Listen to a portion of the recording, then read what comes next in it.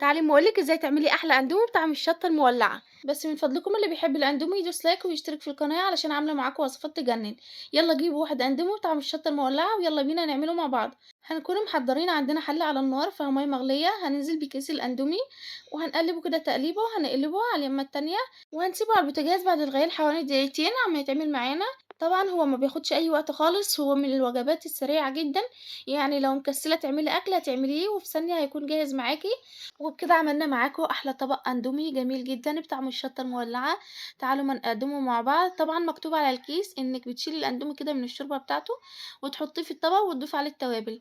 طبعًا أنا عملت كده وقعدت أقلّب فيه، لقيت محتاج طبعًا شوربة، فجِبت نُص كوباية كده من الشوربة اللي أنا سلقاها فيه، ونزلت عليها طبعًا علشان أعرف أقلّب كده التوابل مع الأندومي بالشكل ده كده.